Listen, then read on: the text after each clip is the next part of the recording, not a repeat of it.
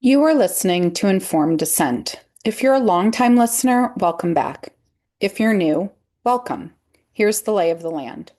I'm Jamie Reed, a lesbian and a whistleblower who worked inside a pediatric gender center. My first co-host is Lauren Leggieri. She's a lesbian and a longtime LGBT activist. Our second co-host is Cori Cohn. He is a gay man who underwent gender transition early in his life. All three of us come from the left. And none of us fit the story you've been told about who questions gender medicine. And that's not an accident. Every week, we cover the headlines you need to know across medicine, law, sports, and schools, and even prisons. And then we dig in. The three of us together, and most weeks, a guest that we think is worth hearing from. We built this show because we believe that the most important conversations about gender politics are the ones happening between people with real stakes and real disagreement, and free inquiry, honest argument, and dissent that's worth something because it's actually informed. We welcome you.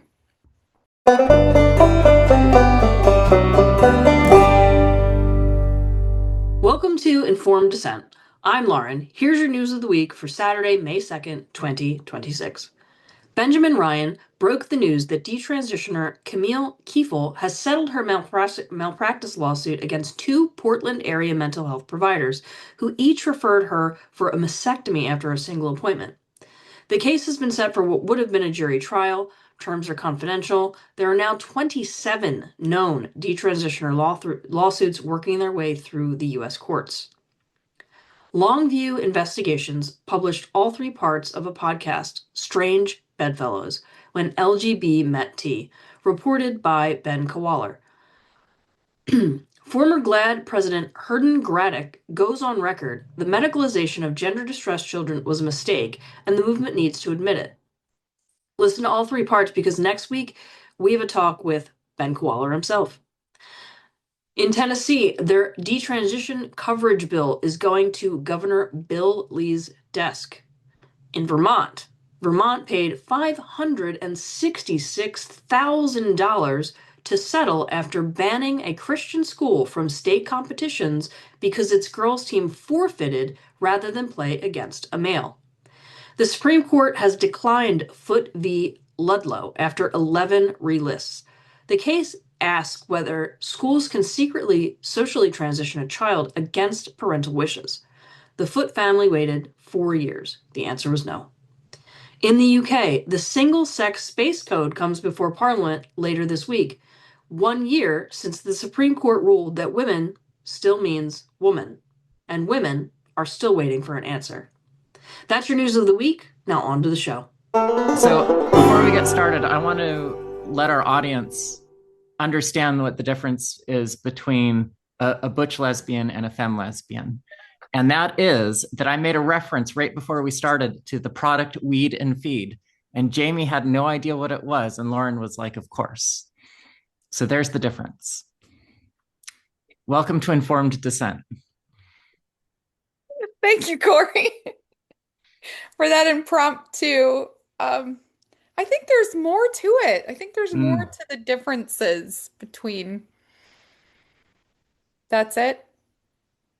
I mean, sure, you could become more specific, but that just tells you most of it.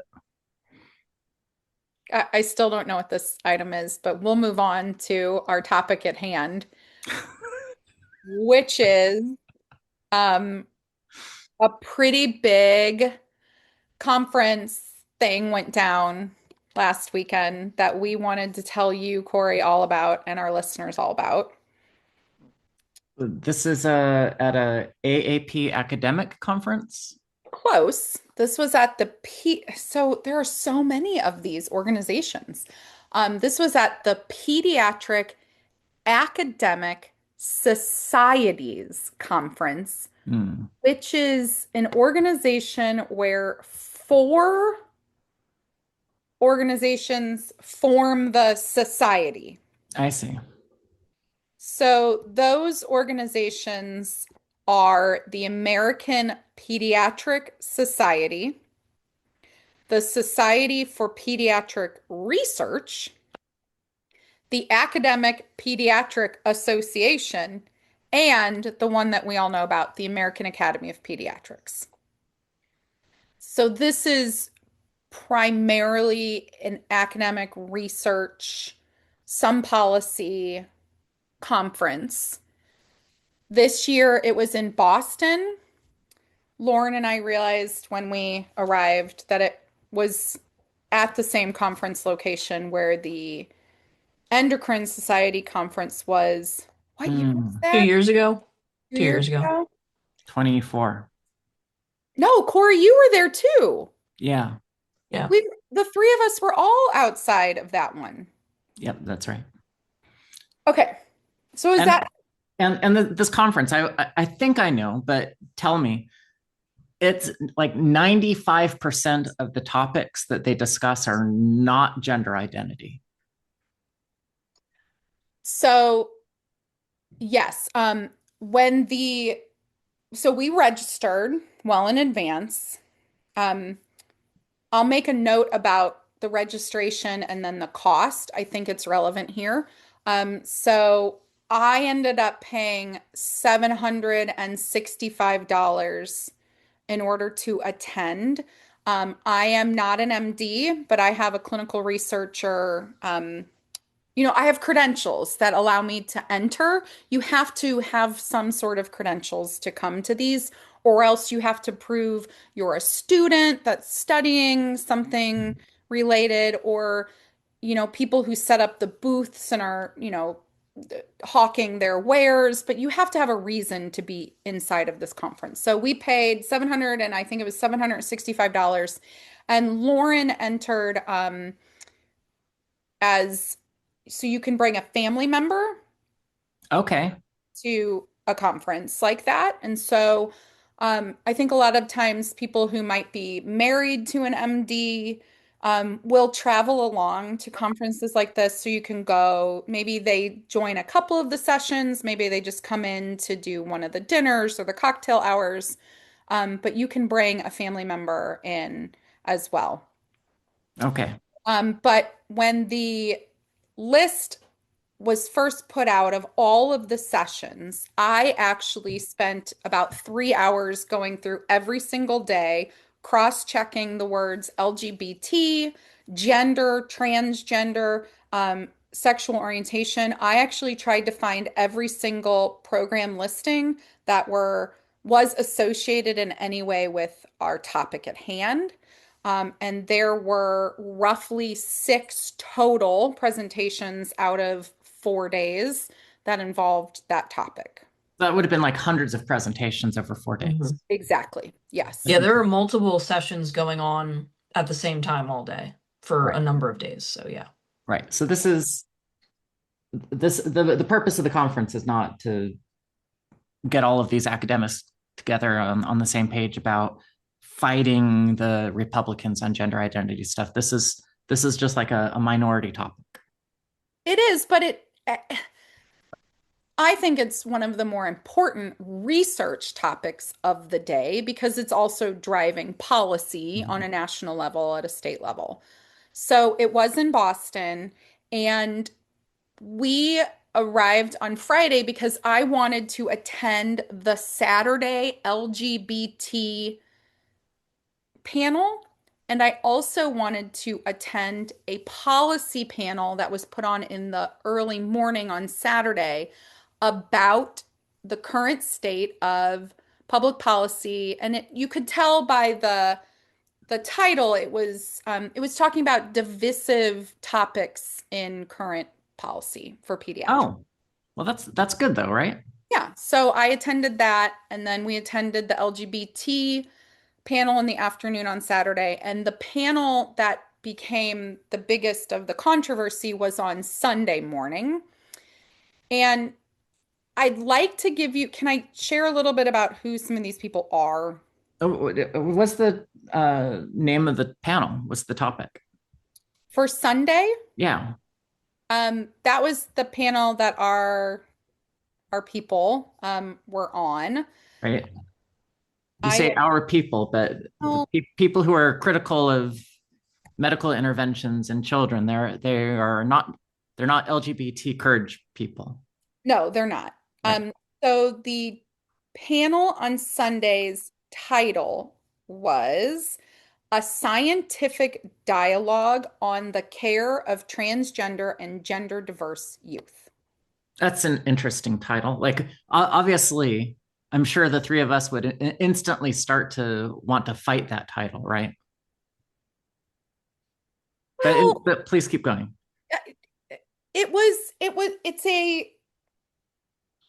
it's an open Yeah, yeah.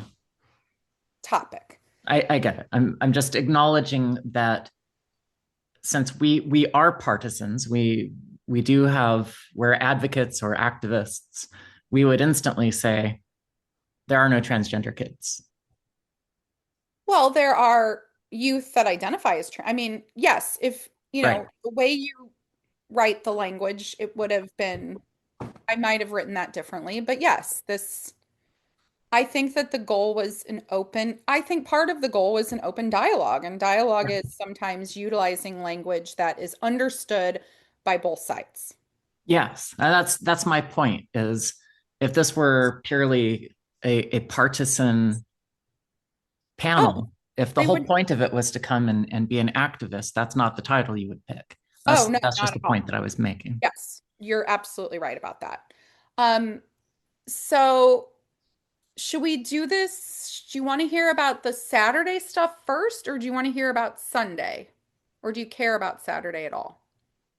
Let's talk about Saturday first because I do think that that is relevant. Okay. So on Saturday was a panel that discussed, so I shouldn't say discuss. So what's SIG stand for? I think that was what it was, the LGBTQ Special S. interest group. Yes, that's it. It's an SIG special. Thank you, Cori. Sure. Um, special interest group. So we went to that panel and it was four presenters who were talking about, and then it was supposed to be four presenters and then some open dialogue part, which I mean, I'll be honest, we kind of ducked out for because that was going to get super awkward super fast. Um, so the special interest group presentation was chaired by Dr. Carlos Melendez Garcia. And I will say this, I have emailed him now twice. I have offered him the opportunity to put a quote in the Substack post we wrote. I offered him to come on this show. I reached out to him twice, no response. He works as an MD at Boston Children's Hospital. The other panel presenter, there was a man named Michael Petraeus Jones. He identifies himself on LinkedIn as an LGBTQ plus health advocate. But there were four kind of papers that were presented. I will also add this. At this conference, there was this predetermined insignia that you could show where you would agree as the presenter, yes, you may take pictures of my slide deck. Feel free to share this. This is open for you to use. I will say every single one of the LGBTQ plus panel, they had that insignia on it. So I'm not sharing anything that they had not pre-agreed. Right. This is not like pre-academics that they were planning on publishing somewhere. This was free game. So they were open. They were open. Great. That's So, good. That's good. yeah, the first presentation, Lauren, I think was immediately aghast would be the right word. I was disturbed by it, to be very honest. I was like, I can't believe no one has anything to say about this except that it's wonderful. It was about a very specific type of muscular dystrophy that only affects males. What is it called, Jamie? What's the name? It's Duchenne's muscular. Duchenne's muscular dystrophy. So it'll be referred to as DMD. Um, Now, right at the beginning, I had to turn to the doctor next to me and say, he's saying that only males are affected by this, correct? Because again, the language was people who identify, and I was like, I just want to be clear, this only affects males. And then I immediately Googled what it was and the kind of the outlook for these patients. Like, this is a progressive disease, and a lot of times, like, these boys are slower to develop, especially physically. So a lot of times what they'll do is they'll put them on testosterone. So with this particular, so these kids are literally wasting away, and their life expectancy is about 30, maybe 40. And this was a study about transitioning some of these boys with this particular muscular dystrophy. Mm-hmm. Never in this presentation did he talk about, I don't know, these boys already are living a medicalized existence, so that they're used to being in very clinical settings and having these medical interventions. There was no talk about how, yes, these boys are developing slowly and not on track with their peers, especially physically. That might cause them to perceive themselves in a way that isn't stereotypically like a man. I mean, there was just no questioning that these boys should be transitioned. Yeah, it was just a given Yep. assumption that their identities are valid and beautiful and special, and we should do what we can to help them. But There was also that medicalizing those identities is completely separate from them having this life-terminating illness. I mean, there was no concern about whether cross-sex hormones might affect that, when it's very clear that it probably does. Mm. Because what the biggest problem these boys are going to face is that their muscles waste away.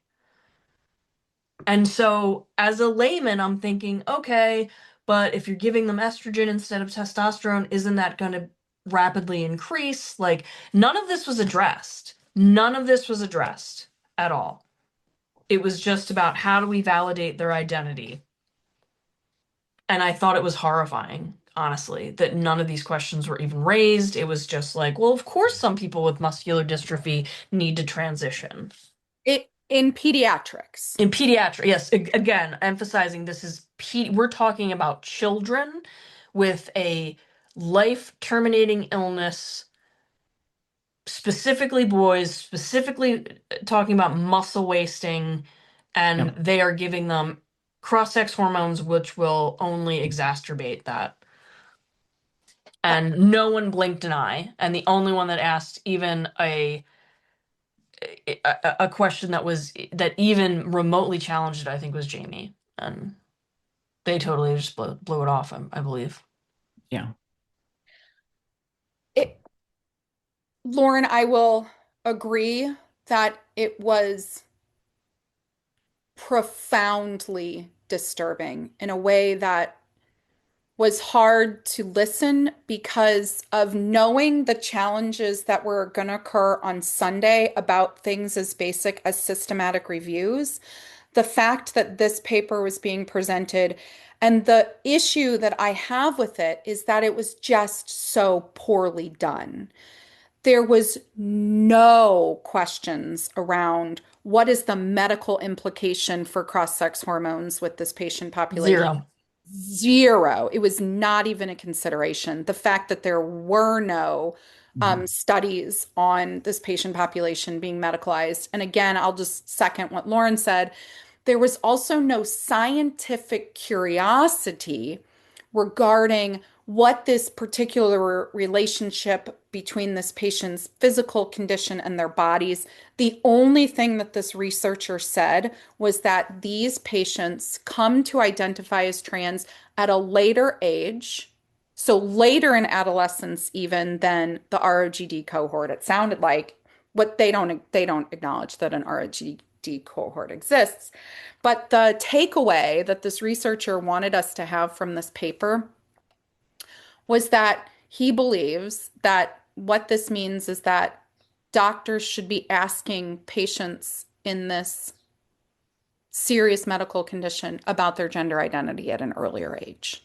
That was the takeaway. Ask them if they're trans at a younger age.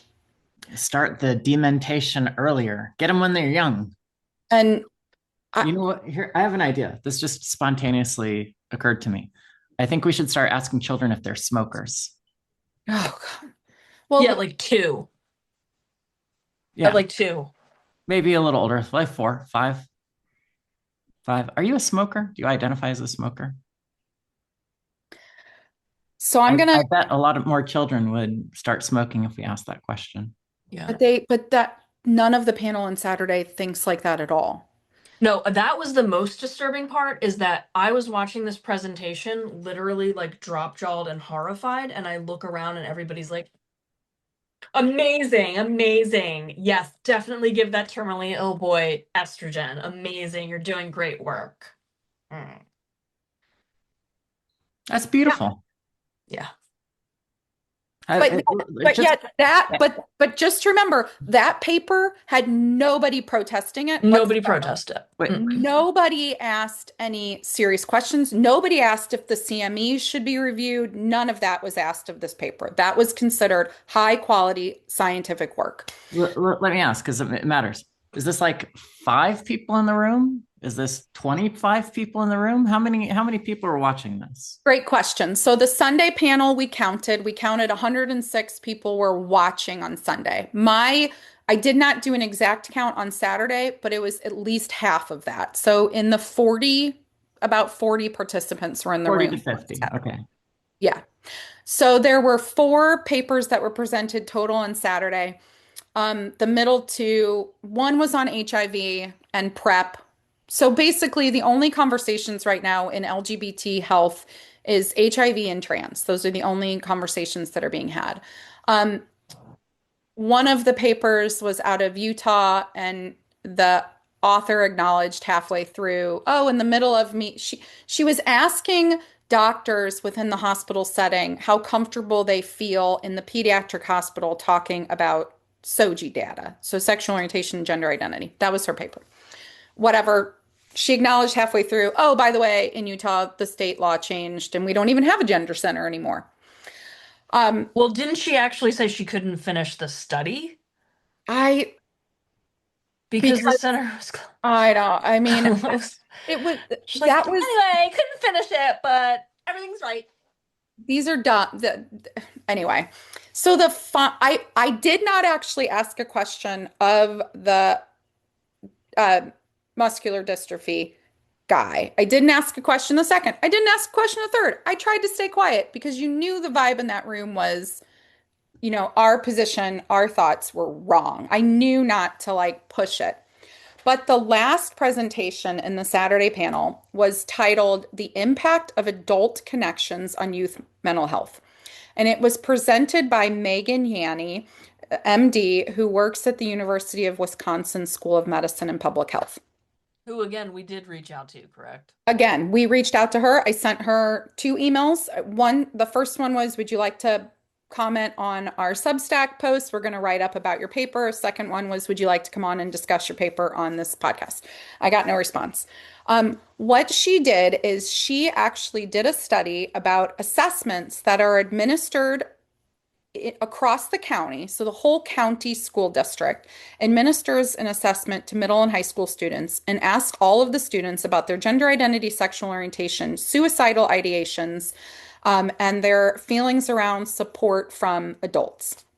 This is in one county in Wisconsin. Yeah.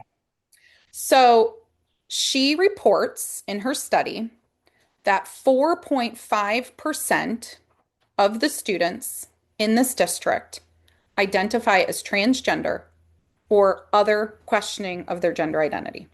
Okay. 4.5%.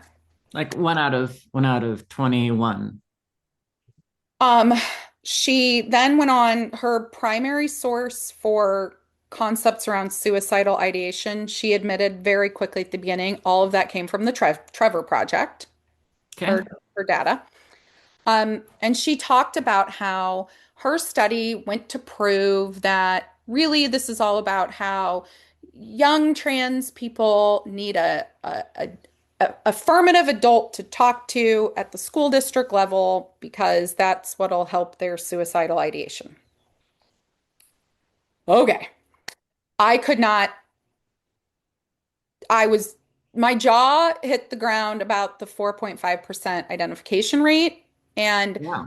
so I asked a series of questions. I asked like 5 questions in a row.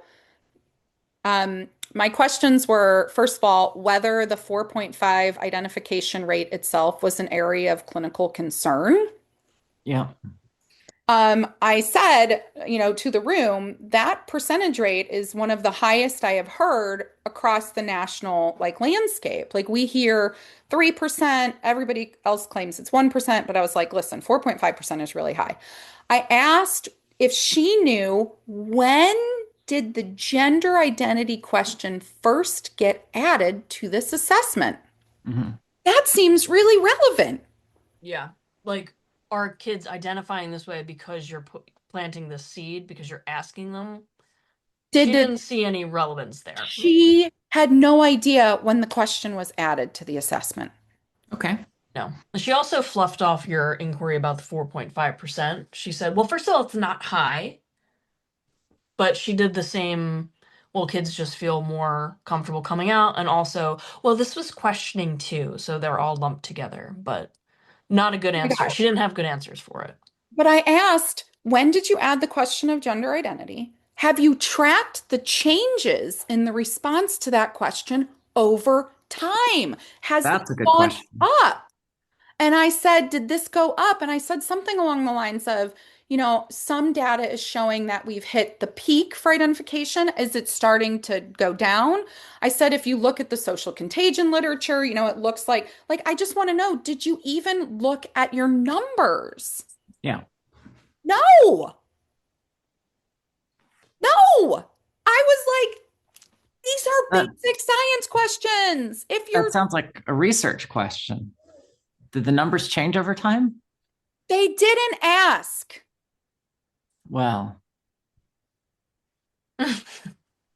Yeah, well, that's the attitude they have. Well, Uh, she that's hadn't asked that basic fundamental question of the data. I gotta stop in about 25 minutes. Can we go to Sunday? Oh, yes, sorry. I was I was in a tizzy over Saturday. but Okay. anyway, Saturday had nobody protesting, nobody was disruptive, everything was fine. Just claps and smiles and hugs. Okay. Okay. What about Sunday? Sunday starts at 8 a.m. All right, that's too early. I would be protesting too. We arrived about 20 minutes in advance and we saw out front there was like 7 people playing brass instruments. That was their Okay. protest. All right.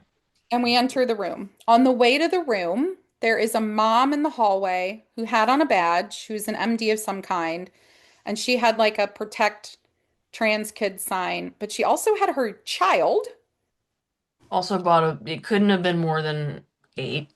holding a sign Hmm. in the hallway, What which did the sign say? Protect trans kids. All yeah. right. As we got closer to the room, you could tell there was more of a, there was more energy. There were people out in the hallway that it didn't seem like they were going inside. We went to enter the room and there was nobody checking to know that we had on our badge or that our badge matched us. So the basic, really simple security measure could have been, who are you? Is this your badge? And I want to understand because I think this is a fair question. Two things. One is when you went into other sessions, was that the protocol? No. No. However, However, they had reached out to the panel organizers and the panelists beforehand and said, you might want to cancel. There have been threats. We're worried about security. Okay, so they knew that the organizers of the conference knew that there probably needed to be additional safety checks for this particular panel. Correct. But I have to add this because it's relevant. In these giant conferences, there is this huge part of the conference hall where all of these companies, hospitals, the people that make baby Right. formula give out swag. Yeah.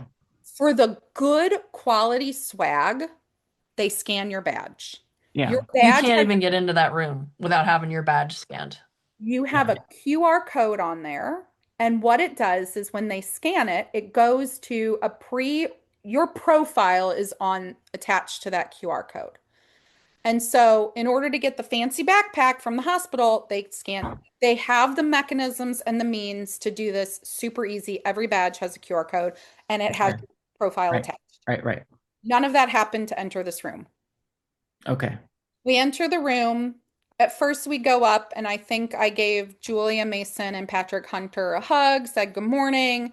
We initially sat down towards the front, and I realized I think we should go sit in the back. So we went What?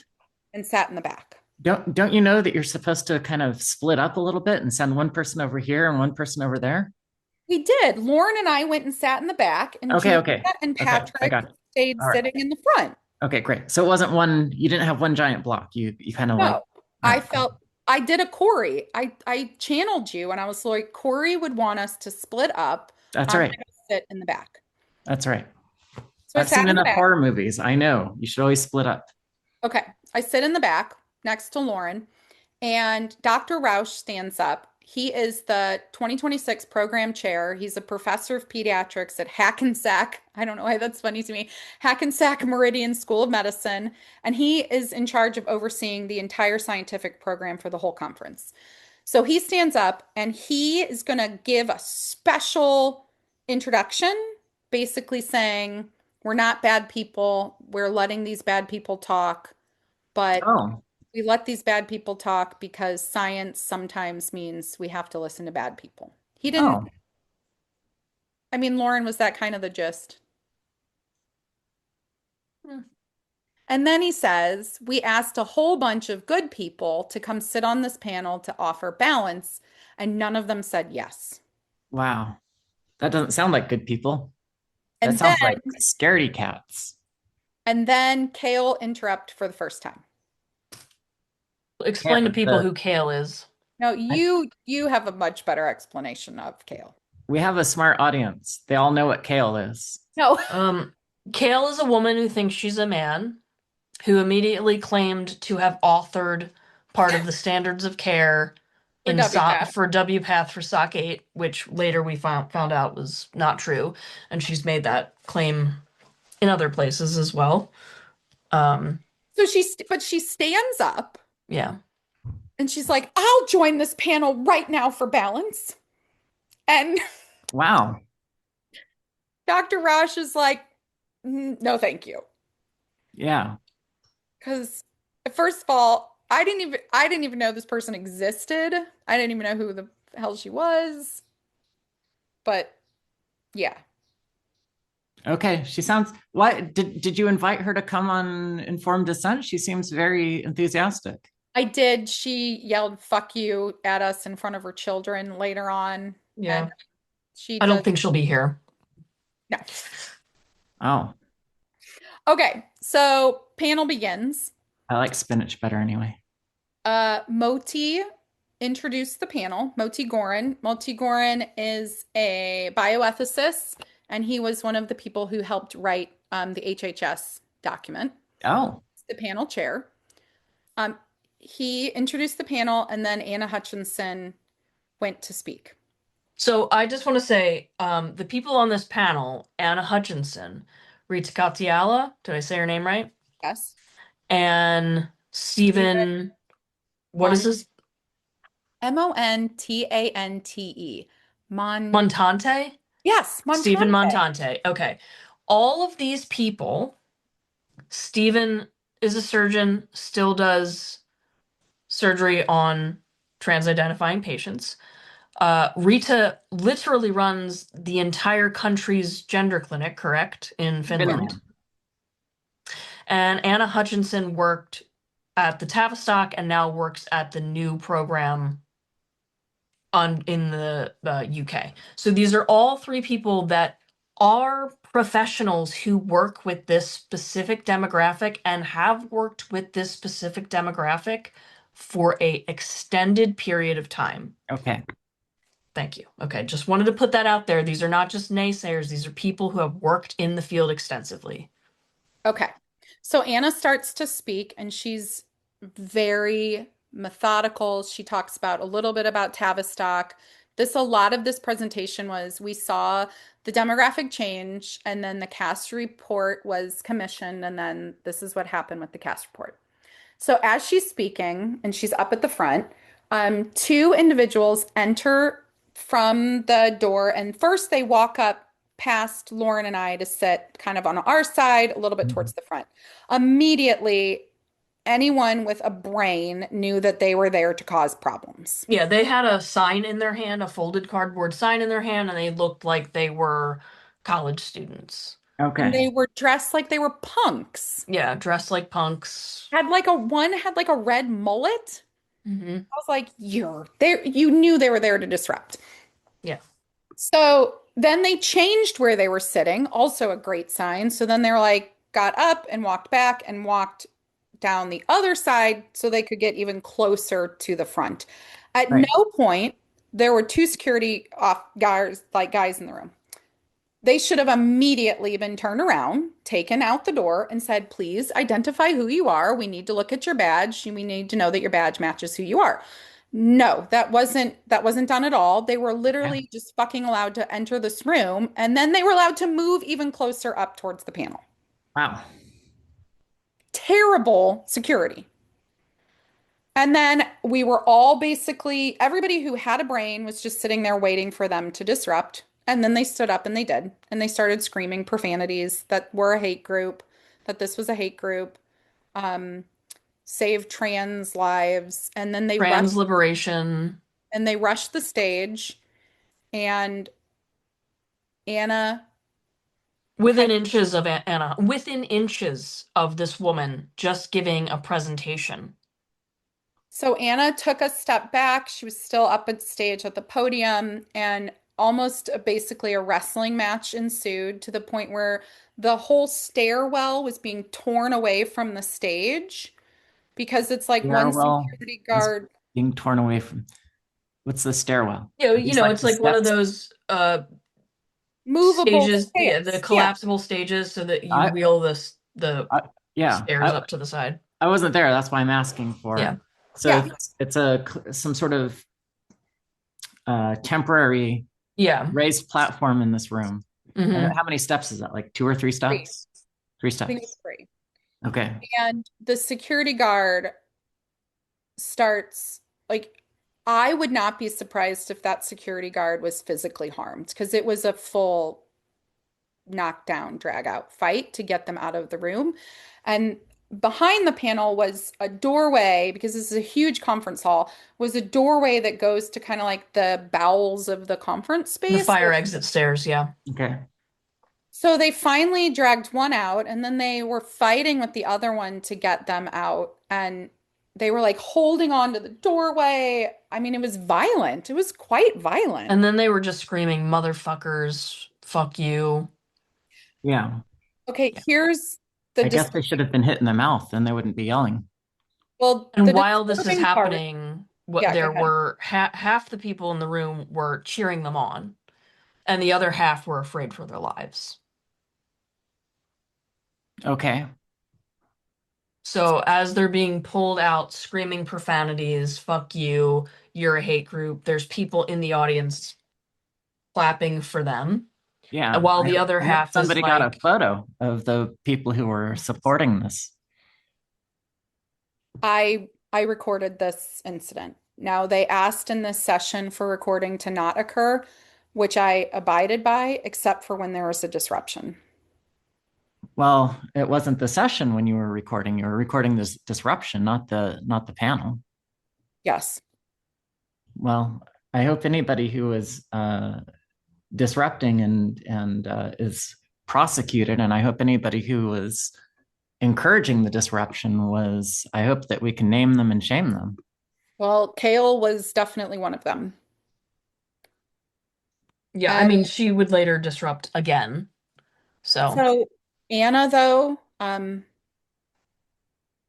I have, I was so moved by what she said when they finally left the room.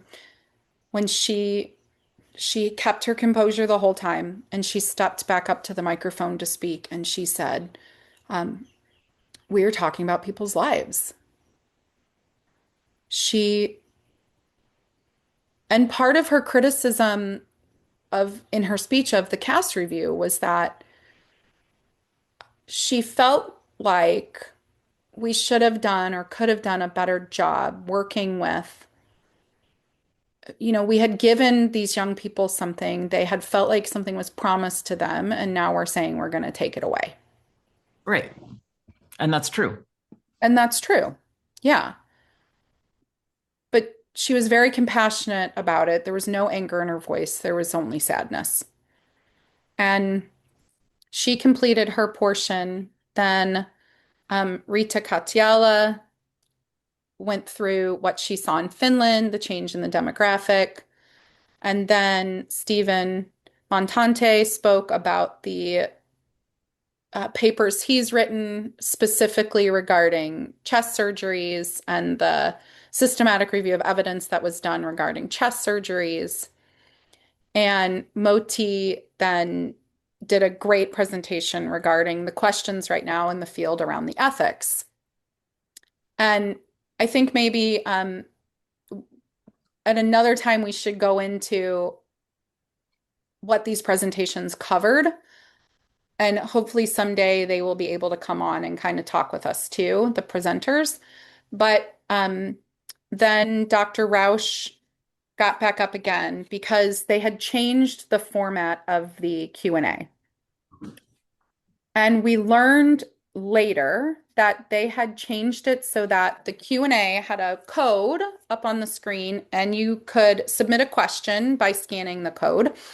That code was leaked out of the room, and so it was flooded by activists.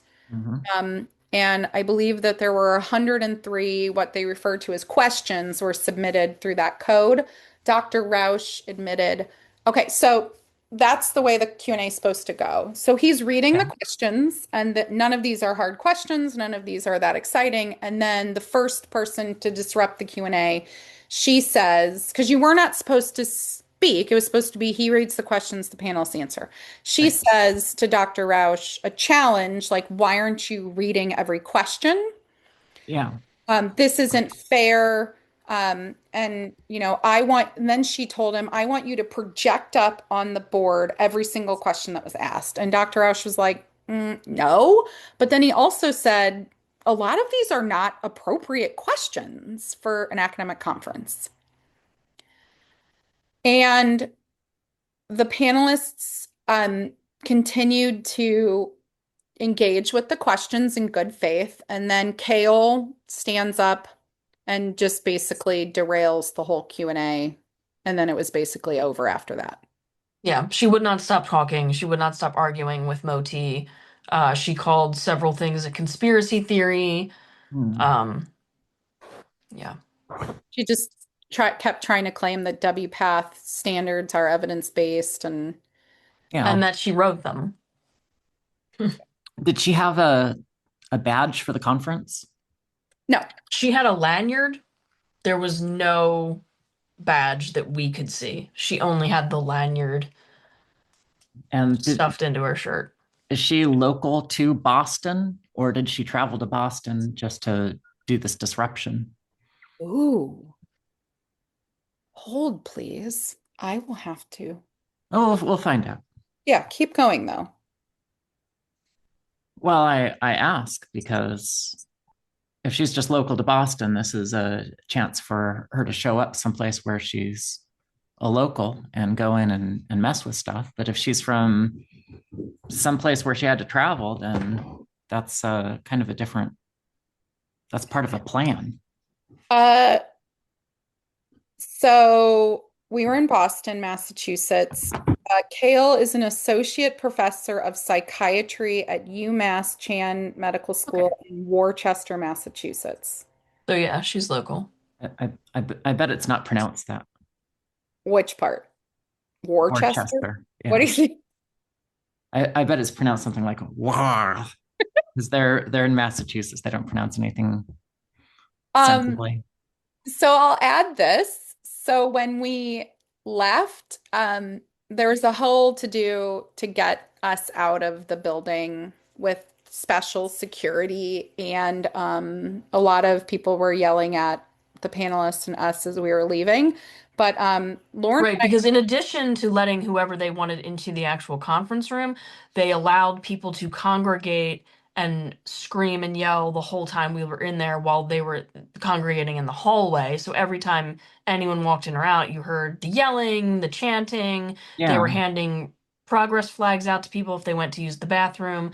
They were all still allowed to be right outside the door as it was ending, and we Yeah. were expected to just walk out into that. Yeah. That's dangerous. Yeah. yes. But so Lauren and I had been staying in the hotel that's connected to this conference. And when we were walking back into the hotel later, Kale, That's the hotel that has the Starbucks in the lobby. yes, yes. Hmm. Yeah, that must have been thrilling for you. So we're walking in, and Kale and her partner were walking out with their children. Yeah. And I said, "Good morning. It's nice to see you again." And she yelled, "Fuck you" at us in front Hmm. of the kids. And then her male partner was like, "Who are those people?" Yeah, it was a little awkward. Oh, okay. So they're a heterosexual couple. Well, Lauren, Who knows? Because I, previously she had identified as a lesbian until she started taking massive amounts of testosterone, and now she's somehow a gay man. oh, So, yeah. where'd the babies come from? The her right. husband? I don't know. The It doesn't matter. stork. That's you know what? That's none of my business. That's none of my business. It could be The stork. immaculate conception. I don't know. It's none of my Yeah. business. I'm sorry I asked. Oh, goodness. Okay. So here's the takeaways. This actually occurred. So that in and of itself is a positive. Yeah. It happened.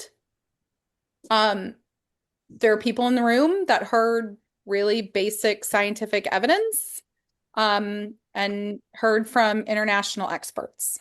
Good. Let's have more of this, please. And thank you to the conference for having the courage to bring in dissident voices to talk about an important and timely medical issue. On a personal note, that did not feel great.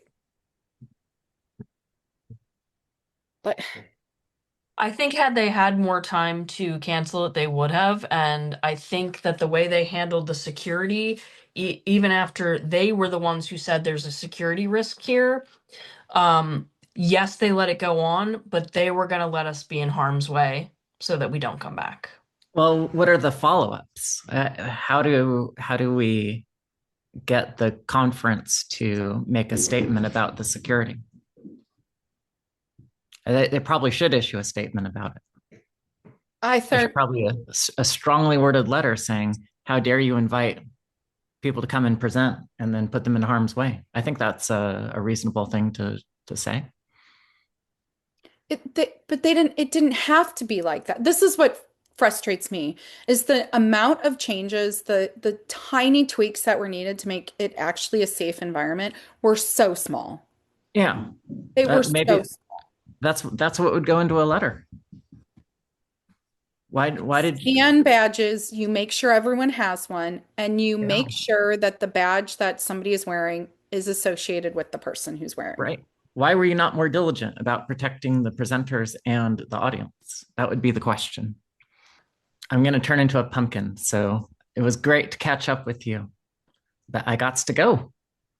Thank you. Well, thanks everyone for staying tuned for our Pediatric Academic Society debrief. Hi, Julia. Thank you so much for joining us again on such a quick turnaround. I I'm just your have a favorite couple, guest. yes, you are. I just have a couple quick questions for you today. Almost all just regarding the recent PAS conference, which you were in attendance and you were in the audience. I was there. Yeah. So you've been raising concerns, I think publicly since about 2019. Yeah. Yeah, I think that's when I started speaking. And you had been one who's been submitting formal resolutions to your society or organization, the American Academy of Pediatrics. And all of those resolutions have been blocked. And now, years later, hmm you get to sit in the audience as a panel is presented in the room at PAS. What did it feel like for you sitting and watching this? Well, it felt really satisfying because I've been to a lot of these meetings, but never at one that was organized by major American medical organizations, until the American Society of Plastic Surgeons sort of broke from the pack in February. One of the go-to lines for people who are trying to not change anything about our current kind of crazy pediatric gender medicine situation is every major medical organization in the United States agrees that this is, evidence-based, safe care, blah, blah, blah. And so Pediatric Academic Societies is a bringing together of multiple academic pediatric societies, but also the AAP. That's one of the, members of this Four. group. Yeah. And here I am at a partially AAP, sponsored meeting, and we're getting Anna Hutchinson, who was a whistleblower at the Tavistock Clinic, the world's largest pediatric gender clinic until it was closed, partially thanks to her whistleblowing. And we've got Rita Kautiala, who has done better research than anyone because she has the Finnish registry. And so she can follow her patients. She has no loss to follow up. This is solid information. This is what my colleagues need to know. And there it was in Boston. You are a full-time pediatrician, though. Yeah, So this advocacy, this work for you is basically voluntary and this is one of your extracurriculars. it's extracurricular, yes. When you go back to your exam rooms, when you go back to interacting day to day with the general pediatricians, hmm there were so many pediatricians who were not in that room at PAS. If there was one thing that you would want to just disseminate out to your colleagues, the next time a family comes in to see a general pediatrician with a gender distressed child, what would you want them to be thinking about now in 2026 when that kid comes in the room? I think it's not that much different than the paper I tried to get into the pediatrics journal, which is the science is not settled. This is not settled science. This is an area that is actively being debated, and if you follow the rules of evidence-based medicine, there's no support for this. So my own experience with this is I have a friend who practices in Los Angeles area. And we both did our residencies at Children's Hospital Los Angeles 30 years ago. And when I started, I was telling her about all this, and her response was, this is all very complicated and confusing, and I just want to refer to the experts. And I visited her this past summer, and she let me know that she had decided she was not going to refer kids to the gender clinic if she could help it, because she noticed over the years that every single kid who went to the gender clinic had the same treatment. So I guess my message for pediatricians is right now you're going to have to seek out information for yourself because your organizations are not providing it to you. And the gender clinic is not operating like a routine specialist clinic. They're not doing any kind of differential diagnosis. It's a whole different thing. Do you have suggestions for them? Are there alternative pathways? Or if you had a kid coming in now, are you just dealing with the distress and trying to encourage the family to manage that current distress if there is just Right. Yeah, when it comes up for me, I'm usually like, let's look at what's going on with this kid. What can we do to help them, be more stable? Um, I mean, if I have a child in a family who are dead set on going to the gender clinic, I refer to the gender clinic. Like I'm not like, no, no, no, I'm I'm a pediatrician and I'm serving my community. But I think something that has changed over the past 7 years is that I feel a little more free to um to share my concerns. yeah. And Yeah. also, just to point out, you're in a state where there is still a gender clinic, even that's on the table to refer to. Yes, there's two of them. And there are some states where that pathway has been legislatively foreclosed, and that means that pediatricians are having to deal with the distress itself Hmm. without that pathway available still. Right. Well, my favorite little sentence or something from the cast review was that she said there are many paths into gender dysphoria and there are many paths out. And I think what they're setting up in England is wise, that the primary response to a gender distressed child is psychological support.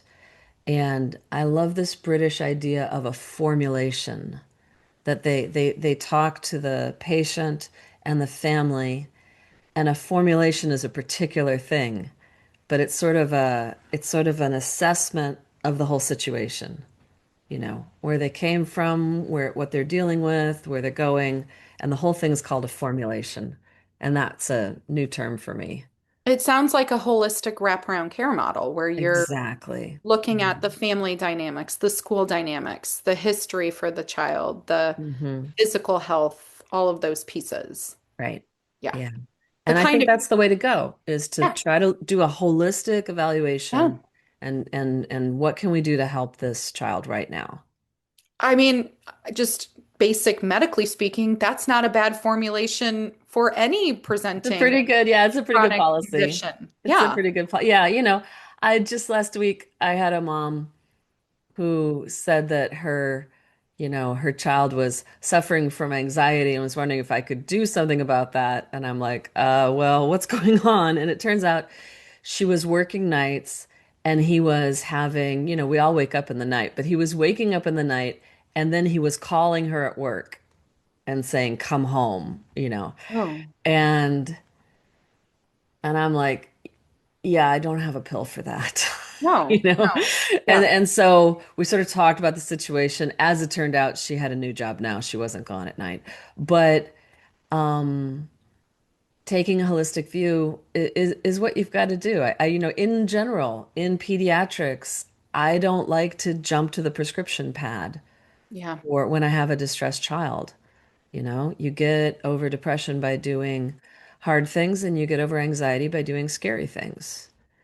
And yeah, I've really gotten into referring to occupational therapy. Those people are wonderful. They are amazing. Yeah. So let's sit with that word scary things for a minute. So, Mm. my final question.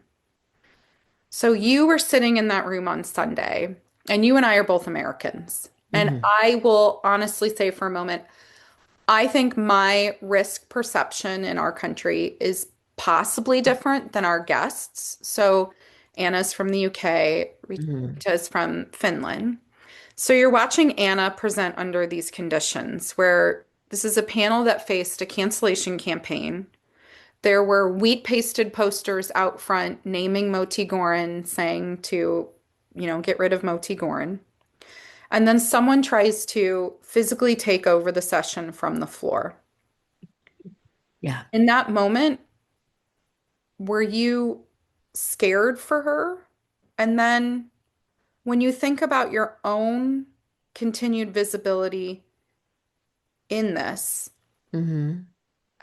is there a line for you? Is there a point where personal risk is too much, or have you kind of made a peace with the simple fact that maybe telling the truth right now in this kind of moment in medicine is just this risky proposition? Yeah, yeah, that's a good question. I mean, for me, the scary part was when two people dressed in black bloc with black face masks rushed the stage. And although the first one was managed quickly, the second one there was a struggle and it's sort of ongoing struggle. I felt an urge to get up and help with getting that person out the door. Um, I knew that we'd gone through metal detectors, but there are ways to hurt people that don't involve metal. And so it was scary. And Anna has kids, and I have kids. And that's a thing that really hits you a little bit later, is what I noticed. Is in the moment you're just reacting to the moment, and then the whole thing's over and you're just like, wow, what was that? And the most disturbing part was that we had this completely unhinged behavior, completely inappropriate for a scientific meeting, a medical meeting, a place where people are presenting their research, and people applauded. And I know that it was a mix of people in the room. I'm guessing that a fair number of the people in the room hadn't actually paid the admission price for the scientific meeting. But to have even one or two pediatricians applauding that kind of disruption is just depressing, and just to realize that the Pediatric Academic Society is different because the leadership are committed to the scientific principles of presenting science, and I want to give them a lot of credit for standing up to a lot of pressure and going ahead with this panel. So the leadership are almost more amenable to having this sort of thing, but the members, the people who are at the meeting, were really the younger pediatricians, the pediatricians not far out of their medical school and residency, and they're sort of trying to find their way to be an academic pediatrician. And so the rank and file pediatricians who were there were some of the least reasonable on this topic. That's at least how it appeared to me in the room. Do you have a line moving forward? If you were invited to speak on a panel like that in a conference and you knew that there was this kind of pressure campaign, would you say yes and go? Yeah. Yes, I would. Yep. It's I think this is a really big medical scandal. I think that eventually we're going to look back on this and think, what were we doing? How did we get there? I think this is going to end up in history books. So yeah, if invited, I will speak. Thank you, Julia, for joining us, and thank you for being in attendance in that room. Your Yeah. perspective, I think, really helps the listeners and the general public who couldn't be there Mhm. understand also that there were people there to support the panelists as well. So Oh thank you. yeah. No, we had really good I mean, it was 8 a.m. on a Sunday. Yeah. I'd say it was good turnout. And yeah, I'd like to hear more from pediatricians who were there what they thought about the actual Presentation. material. I would Yeah. love to hear some responses to the material and not just the drama. Yeah. Well, thank you, Julia. Have a great day. Thanks. Bye. Thank you so much, Dr. Patrick Hunter, for joining us again. I just had a couple quick questions because this week we saw a pretty serious and yet at the same time pretty scary event happen at what we're referring to as the PAS. So, Pediatric academic societies. correct. So you've been fighting this at a state regulatory level for years. You're in Florida, you testify before boards, you've worked on resolutions, you've been taking real professional heat. What was it like for you to sit in the audience and witness, first of all, rather than participate, after everything you've done in the state level venues? Was it meaningful for you to see this argument finally inside one of these conferences? Well, first, this full disclosure, I serve on the Florida Board of Medicine. I haven't testified before boards, but I serve on the Florida Board of Medicine. I don't speak for the state of Florida. I don't speak for the board. I speak for myself. Seeing this discussed at a pediatric meeting was relieving. I had this great sense of relief that we finally did it. We had these issues had been discussed at a mainstream pediatric meeting because I've been trying to get this discussed at the AAP meeting. I've submitted proposals for talks for the last 3 years, maybe, and it's always rejected without any reason, and that's understandable. They don't need to say why they're not gonna. But this is the most important issue in pediatric medicine, bar none, bar none. This is the greatest ethical scandal maybe in the history of medicine. When the history books are written, and to have it actually discussed, I felt this great sense of relief.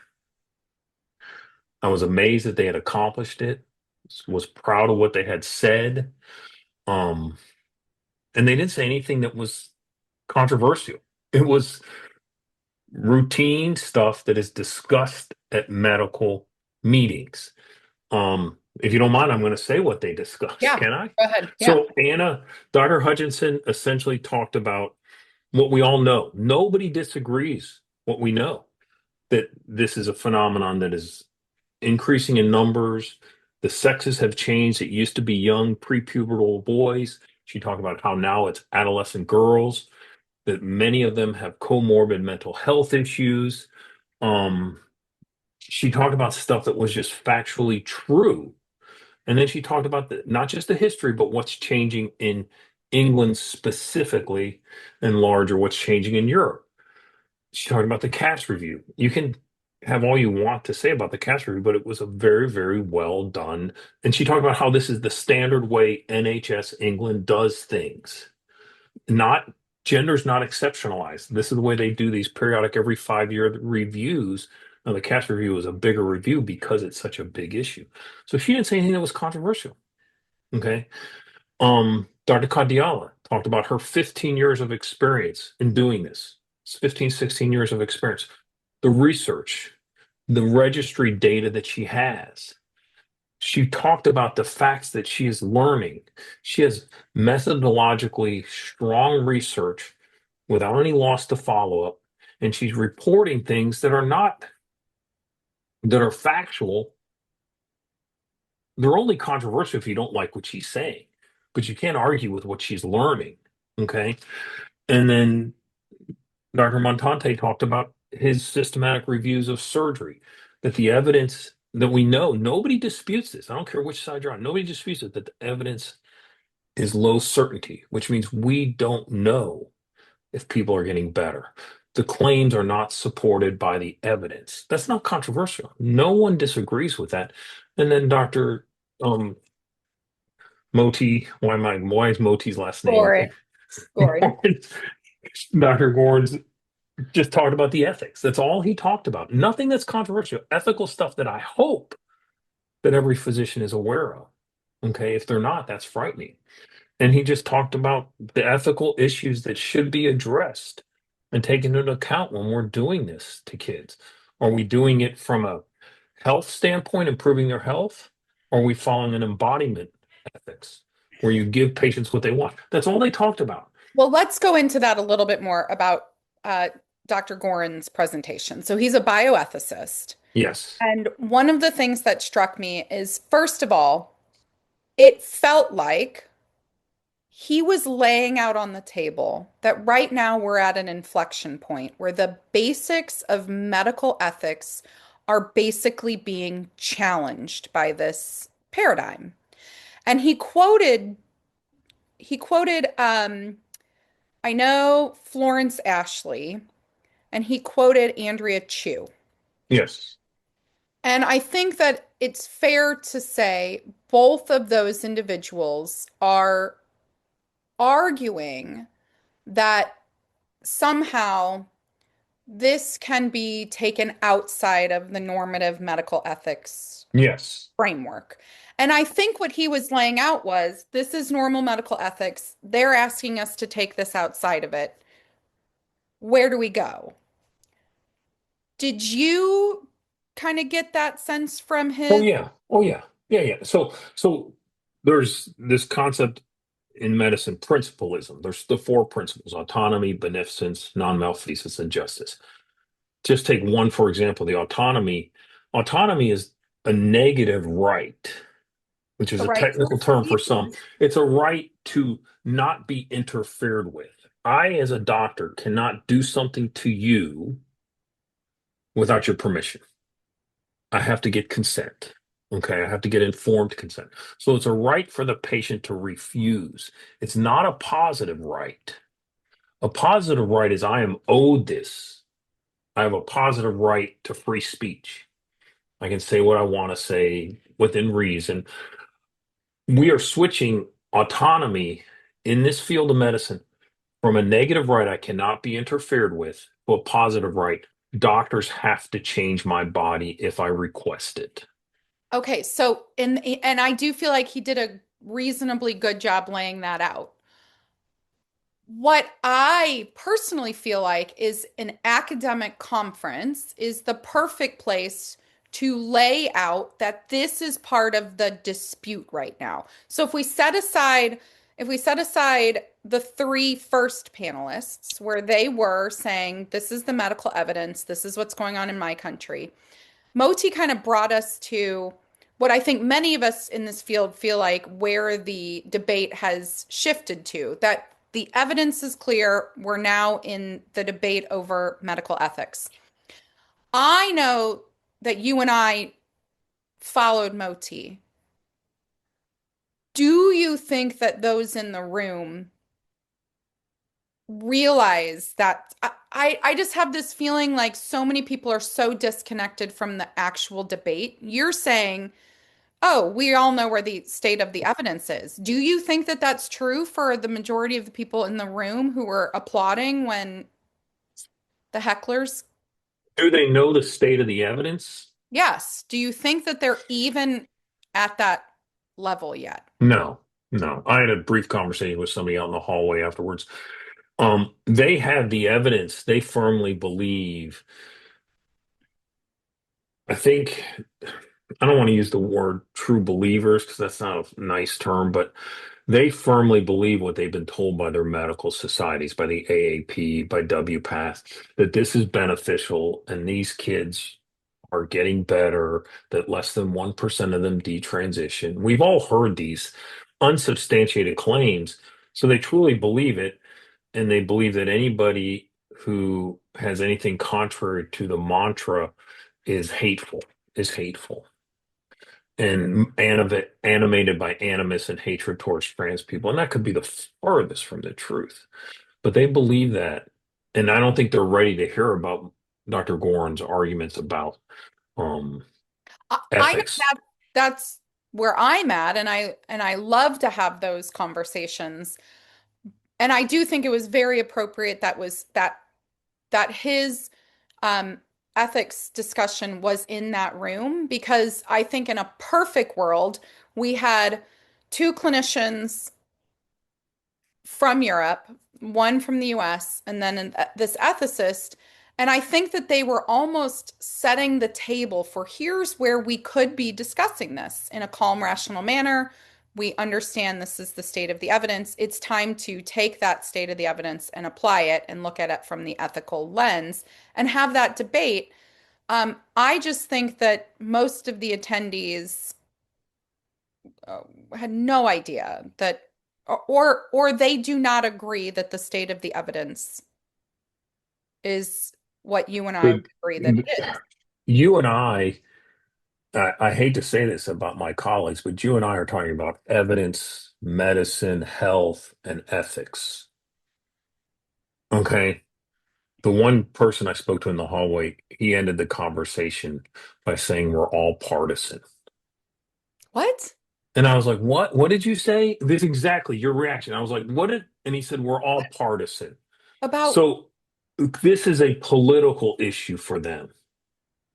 This is about um going back to, and I'm thinking on my feet here, so I should be cautious, but going back to the autonomy question, this is a positive right that if a trans identified child, adolescent wants to be transitioned, they have a political right to that positive autonomy, that positive right to get the medical care they want. From a justice standpoint, justice in medicine is about just balance of benefit and risk, of cost, that not the poorest people get all the medical research done on them. The disadvantaged get the medical. Everyone has a share in doing medical research, which can be risky. That the limited medical resources are distributed evenly in an unbiased fashion throughout society, that it's mainly distributed first to the people in most need, the sickest people. That's justice. For them, it's yes, political justice. Trans people get what they want. And the only way for justice, they see it as a social justice, not yes. as a distributive justice. So for them, when he said we're all partisan, I'm like, so I want to believe that this isn't political, but it is for them. It is for them. And when he said we're all partisan, I was so disappointed. That's where I was so elated that we finally got it discussed. But after about 5 minutes, a feeling that I reflected back onto the violent protests where Anna Hutchinson was physically at risk. That was dangerous. But I've dealt with that in meetings. I've seen security handle it properly, which they did not handle it properly here. They did not. Okay, they did not. But I was trained and taught when I on the board of medicine, let security do their job. Well, we didn't have enough security to do the job. Okay, that was frightening. But the more frightening thing was the cheering, the applauding, the encouragement of this protesting. That is not professional action. That is not kind action. That's political action.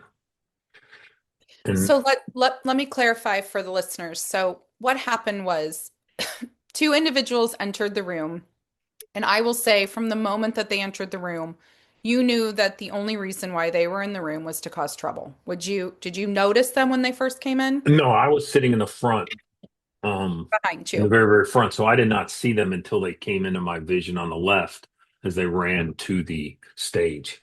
Okay, so they came in the room. They had a jacket on like mine, and they had the green lanyard. You could see it out the edges, but I could not see that they had a badge on.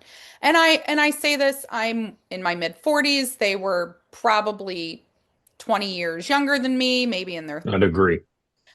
they were younger. They just had the hair, the whole vibe was, I'm here to disrupt, I'm here to cause a problem. They They did no, they did not look like medical Not professionals. at all. Not at all. They were not dressed for this conference. Um, they entered to one side, they got up and moved, and they moved so that they were much closer. And the whole time, um, there were two security individuals in the room, but they were never removed. They were never asked to step out. This could have been very simple. The minute they walked in that door, let's go outside. Let's just check to see you're supposed to be here. if you're supposed to be here, we scan your badge, we check to make sure your name on the badge Yeah. is who you are. We're good to go. We take an extra moment. And it, sorry for the delay, but it would have prevented the entire thing. That did not happen. Um, and they did eventually go to rush the stage and they were screaming profanities and screaming the whole time. But what you were talking about is when that occurred, do you feel like it was half the room? There was a good size of the audience that started applauding them and doing the click fingers.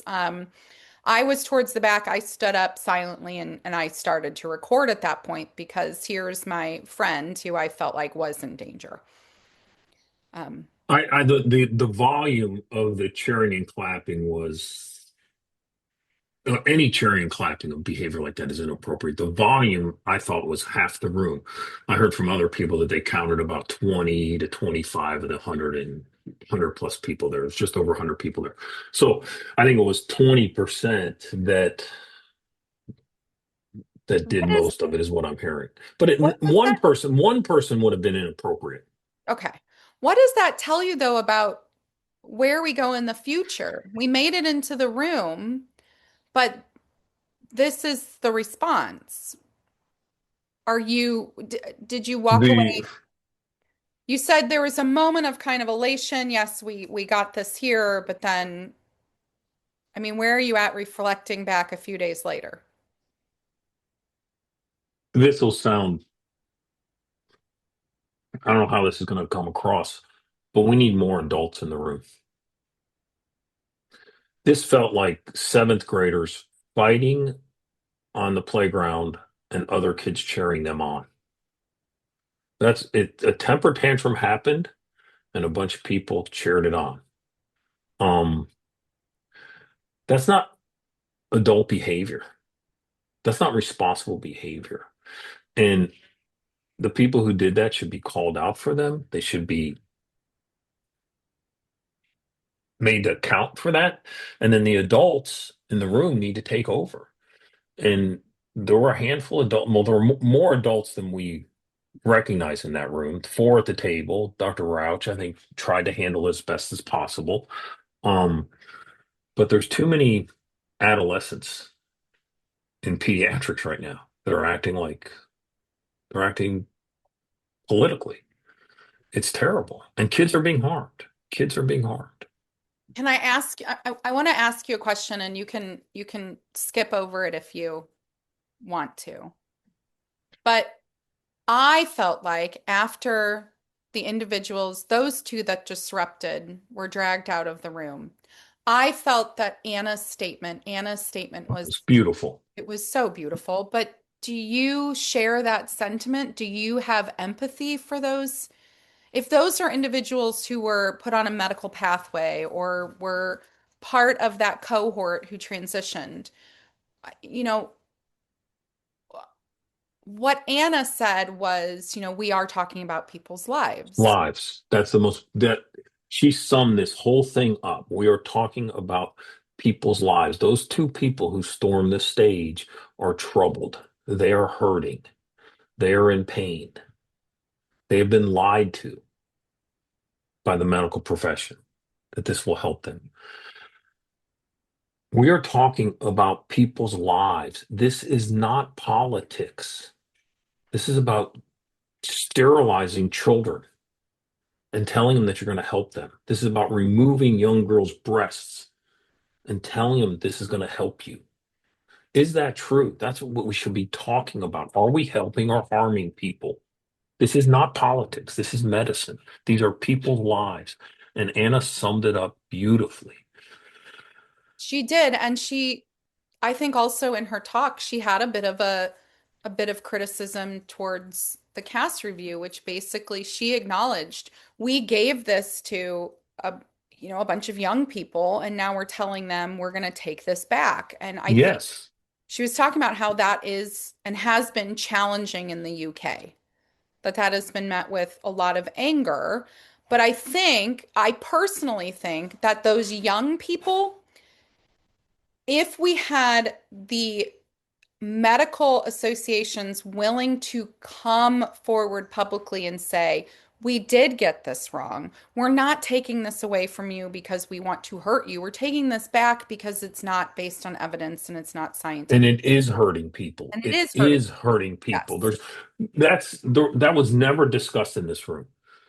And I think to their credit, because that would have probably led to controversy, but to talk about detransitioners, to talk about the lawsuits, to talk about the people harmed, the people in that room aren't ready to hear about the lack of evidence. They're not ready to hear about systematic reviews. They're not ready to hear about ethics. The people who commandeered that room, they don't want to hear that. But the medical societies need to stand up. But I don't have hope that they will. Not after what the Pediatric Endocrine Society put out. So let's talk about No. that briefly, and then, um, I'll kind of ask you a final question. So the Pediatric Endocrine Society sent out a statement. I believe it was emailed to their members and potentially also was put on LinkedIn. And it basically was them saying, oh, we know what the PAS did over the weekend. We had nothing to do with it. Yes. It was sent out to their members because some of their members reached out to me, troubled by what they got. And the thing that disappoints me so much is that I have had some preliminary conversations with Endocrine Society, Pediatric Endocrine Society leadership. Um, Hopeful that this panel would be done there. I submitted it too late for 2026, but they said please submit for 2027. And I was told by senior leadership that aren't currently, at least for past senior leadership, this is a topic that needs to be discussed at PES. I was hopeful. Not after that email. Not after that statement. I, It's I'm so disappointing. I'm wondering, I hate to say, I hate to do this, but as a tactic though, if part of what those who are still firmly believing in pediatric gender medicine interventions, they want these to continue.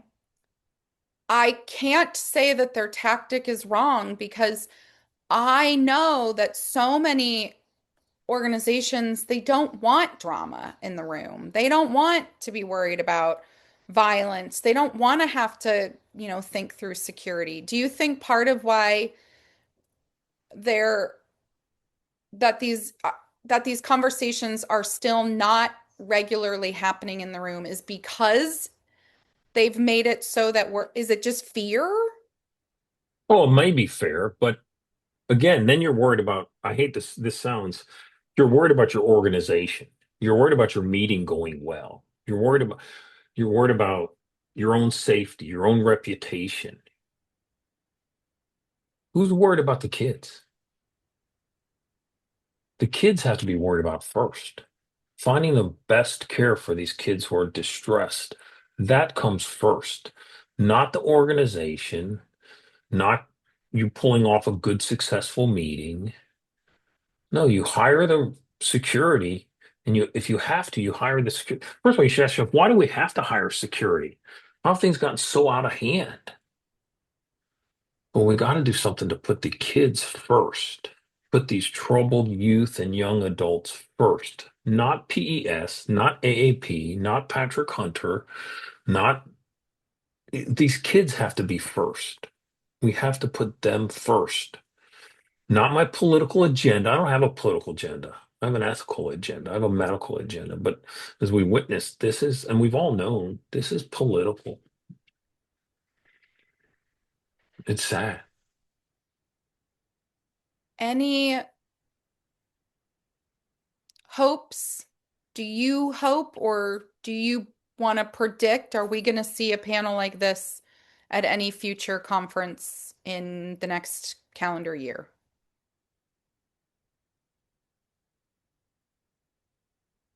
I had a lot of hope leading up to this. Um, I had hoped that 70% of the people in the room would be like, wow, I had concerns, but I didn't know that Europe was changing this much. I had hope after seeing the threats and the violence and the cheering, after seeing the PES statement, Pediatric Endocrine Society statement, I have trouble having hope. Um,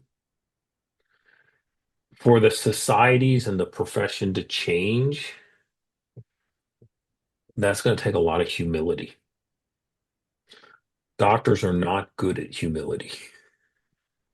We're not good at that. Okay. We're good at hubris. We're not good at humility. And it's going to take that. It's going to take a brave leader to be elected in one of these organizations as president and say, this isn't about me being a president of an organization. It's not me carrying this title. It's not about me adding this to my CV. It's about me righting the ship. How that courageous person is going to get their way up the organizational structure, I don't know.